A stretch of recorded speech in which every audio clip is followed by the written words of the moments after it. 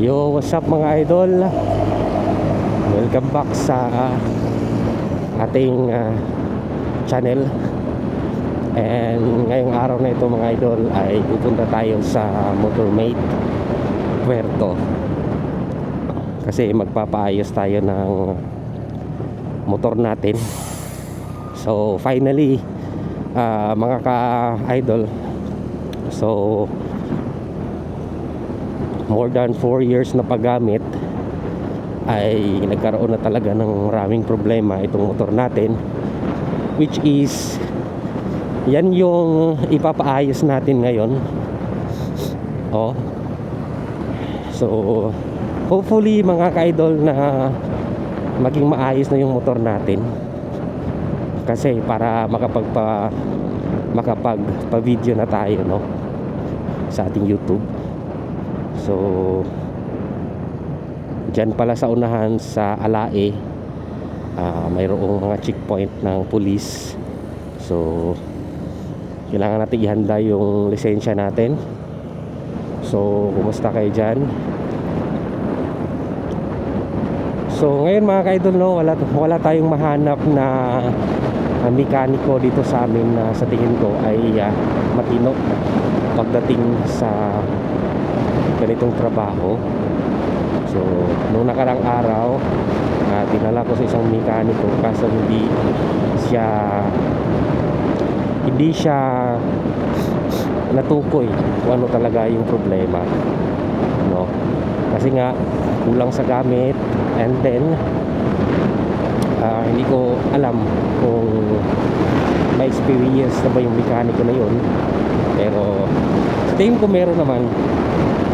Kaya pupunta tayo doon sa Puerto Cagayan de Oro sa Motormate.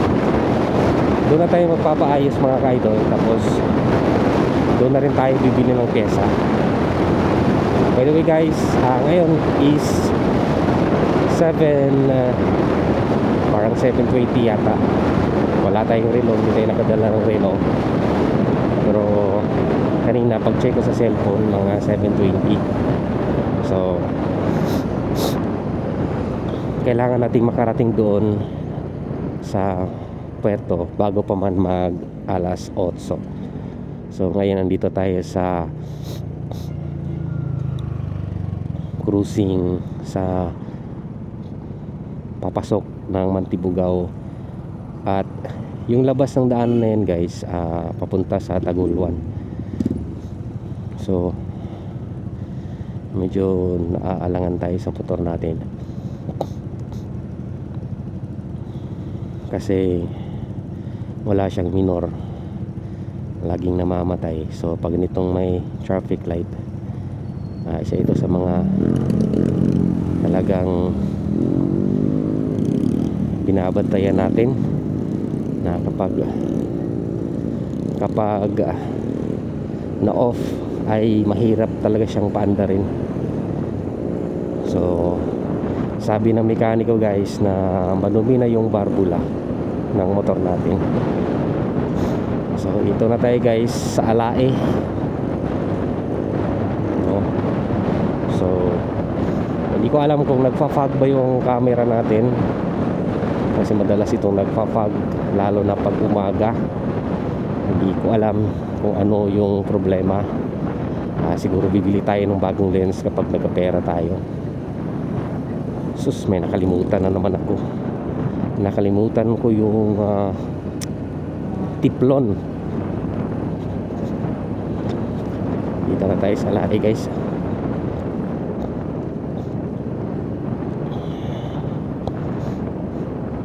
So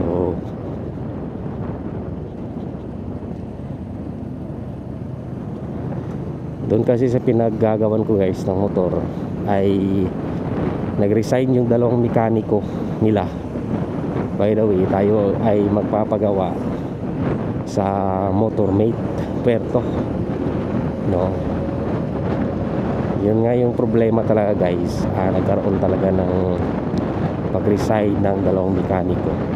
At sa tingin ko may checkpoint, pulis siguro.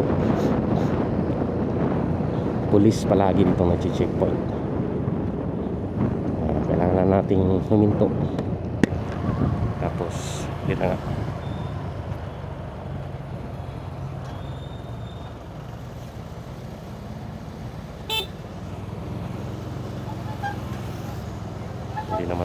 hindi naman tayo pinara para i-check yung lisensya natin.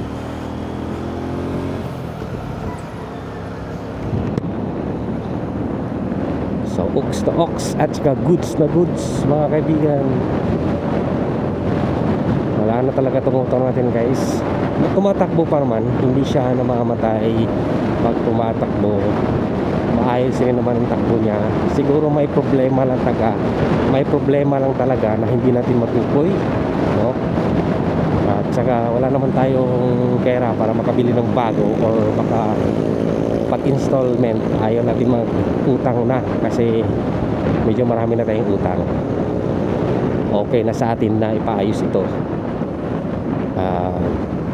Yun na nga, kahit wala tayong pera, kapag may mga problema naman na ganito, yung nangangailangan ng budget, so I'm glad na meron ding dumarating na mga konting biyayang tamang-tama na rin para sa atin. Napapaayos natin yung motor natin, which is yun yung kagandahan, no? Wala tayong masyadong pera, pero pag may problema ay may konting tulong naman mula sa itaas. So salamat. At ito na yung motor natin, guys, kasi pabahada yung daan. Noong nagkaroon nito ng problema, guys, ay hindi na ako nakakapag top speed. So itong motor natin is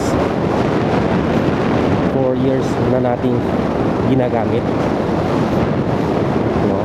Pero may problema na agad pagdating sa ewan ko, siguro ipa-check ko yung piston nito at saka yung block, baka may gas, may konting usok kasi, tapos medyo nagbabawas siya ng langis, no? Isa rin yun sa mga problema ng motor na ito. At saka yung drain plug niya ay nadali. Hindi ko alam kung ako yung nakadali, kasi itong motor na to, guys, ay reposition ko ito. So hindi ko alam kung, sa tingin ko parang maraming pinalit dito yung dating may-ari, no? Gaya na lamang ng mags at saka ng disc brake. Kasi yung pagkuha ko nito, guys, hindi ko na talaga inisip na kukuha ng brand new. Yung nasa isip ko na lang ay kukuha ng motor na merong rehistro para diretso na ako makapagbiyahe. So yan yung unang-unang pumasok sa isipan natin nang kunin natin ng motor na ito. Kaya naman ngayon, guys, ay siguro medyo nasisisi tayo na bakit kumuha tayo agad. Pero wala kailangan natin ng panahon na yon. Noong panahon na yon, kailangan natin ng motorsiklo na agad nating magagamit, kasi nagbibiyahe kasi ako, medyo malayo yung biyahe ko. And then yun yung time na kasagsagan ng COVID, no? Hindi naman siya kasagsagan, parang yung COVID na medyo nilileft na yung mga lockdowns. Yung pwede na makapagbiyahe yung mga tao. Kaya kumuha ko ng motorsiklo na meron ng rehistro para hindi na tayo mahirapan sa checkpoint, kasi napakaraming checkpoint ng panahon na yon, no? Hindi lang COVID yung chine-check nila, pati yung mga motor, mga sasakyan. So I'm glad, guys, na natapos yung COVID. Pero within that year na nagkaroon ng COVID, guys, ay talaga namang grabe yung mga kaganapan. Maraming nagbago mga panahon na yun. At aminin natin, isa sa mga pinakamahalaga o pinakamalaking pagbabago is yung presyo ng mga bilihin at saka yung mga pamasahe. Kasi nung tumaas yung mga presyo na yan, hindi na siya bumaba, na babalik sa dati. naging ganoon na lang, parang na-stuck na. So hanggang dito stuck na tayo sa ganitong mga presyo, no? Hindi na bumalik sa normal yung dati. At within that year na mayroong pandemic, maraming nangyari sa buhay natin, no? Yung iba sa atin ay namatayan ng mga mahal nila sa buhay, minsan kahit hindi sa COVID, no? Grabe. So hindi naman siya ganoon kahirap, nakaka-survive naman tayo, di ba? Kaso talagang matindi talaga yung noong panahon na yun. At speaking of ayuda, guys, no, wala tayong natanggap na ayuda o kahit anong assistant. Ako naniniwala ko, guys, na maraming nakotong yung ibang tao doon sa COVID kasi namumudmud ng pera yung gobyerno natin ng panahon na yun. Kaso hindi talaga maalis na merong mapagsamantala, no? Maraming nagsamantala ng mga panahon na yun, kahit nga yung face shield, grabe yung presyo. At saka may mga kalokohan pa yung gobyerno natin, yung sa mga nagmomotor, yung magkakaroon daw ng back shield. So talaga nakakatawa yung mga ganoong mga patakaran na kailangan ng back shield. Nakakatawa talaga. Sa tingin ko, wala naging bubo lang talaga yung gobyerno natin pagdating doon. Back shield, kalokohan. Sana yung gumagawa ng kalokohan na yun, yung back shield. So by the way, guys, nandito na tayo sa Mambatangan. Hindi pala Mambatangan, ngayon nga Mambatangan, hindi ko kapsado yung lugar. Pa-overtake natin si sasakyan, guys. Okay, so may ginagawa dito sa gitna. By the way, guys, napapansin ko ngayong administrasyon na ito ay wala masyadong project pagdating dito sa daanan, pero malaki yung budget. So yun, guys, pababa na tayo, mga kaidol. Sa tingin ko okay pa rin talaga yung motor natin, okay pa rin naman yung tunog. Kaso may kukunting problema lang talaga. Pache-check ko itong engine natin, or yung block ko may gas-gas na ba. Kasi kung meron, papalitan na natin. Nagkataon kasi na may kakaunti tayong sahod sa YouTube, kaya gagamitin na natin dito sa pagpapaayos ng motor natin.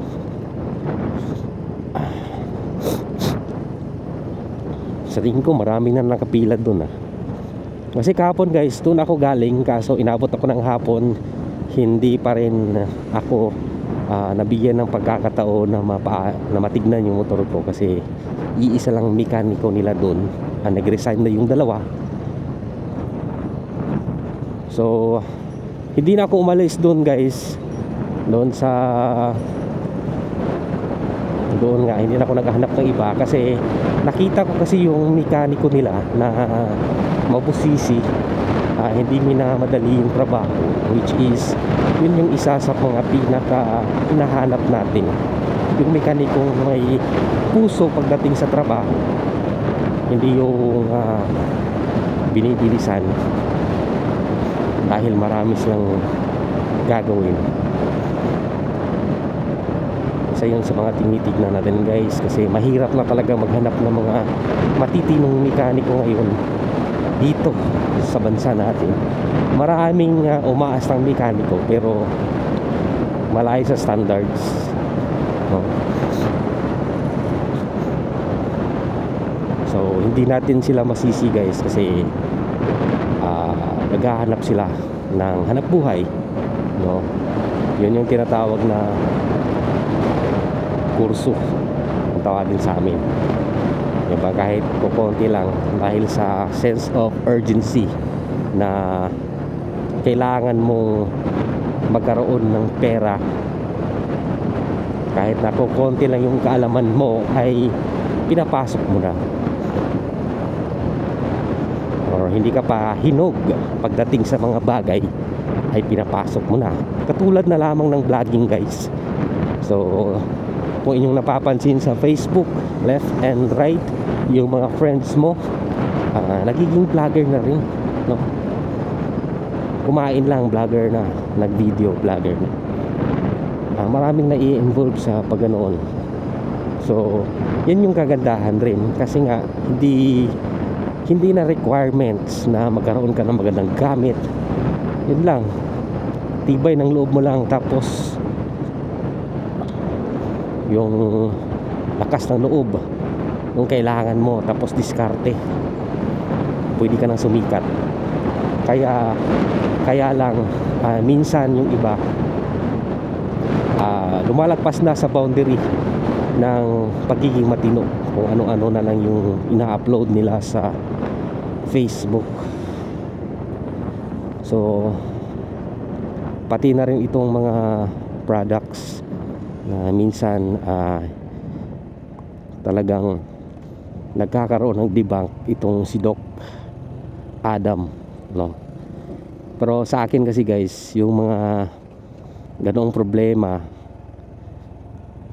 indikasyon lang yan na talagang mahirap itong bansa natin. Pati na itong dumadaming content creator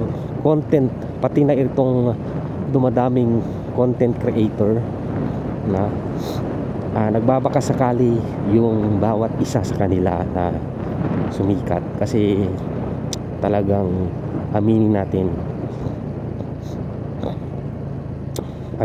guys, na talagang mahirap talaga yung buhay natin ngayon, no? Mahirap maghanap ng hanap buhay. At minsan din, kahit na nagtratrabaho tayo, minsan ginagamitan tayo ng utak ng mga kumpanya, no? Inuutakan tayo, tulad na lamang ng expose ni Raffy Tulfo in action tungkol sa JBC na apprenticeship. Pero sa totoo lang, guys, hindi lang JBC yung gumagawa doon. Nung tinatawag na apprenticeship